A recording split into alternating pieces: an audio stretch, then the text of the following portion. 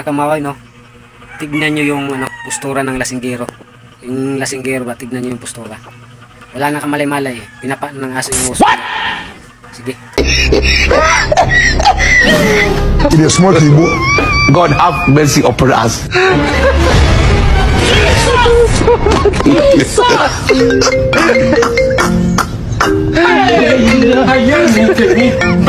Limon parang. At mga kamister, may isang lalaki na nilagyan yung ng susi yung harap niya, yung sa pantalon, pati yung mga iba't pang bagay, mga pananim. Nakakatuwa mga kamister kasi nilagyan niya yung kandado. Sige, tignan nyo mga kamister.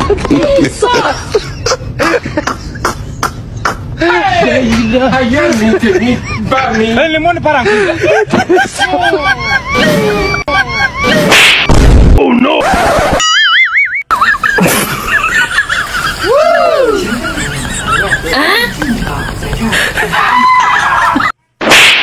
Oh no!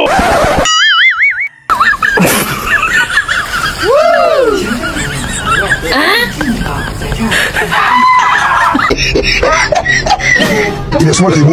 God have mercy upon us.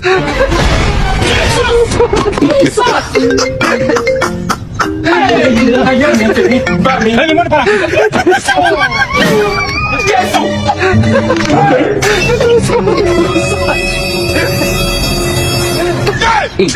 God have mercy upon us.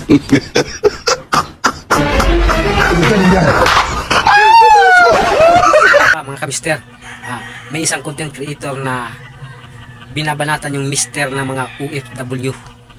Tara, tignan natin. Real talk ta mga idol. Daghang mga OFW muuli diri sa Pilipinas, pobre ra gihapon. Muuli diri sa Pilipinas, wala pay tigom. Kay tungod sa mga tuksek nga nabilin diri sa Pilipinas kay ilang pamilya. Kay kung naa sila pamilya nga naa sa abroad, dili na pud mananako.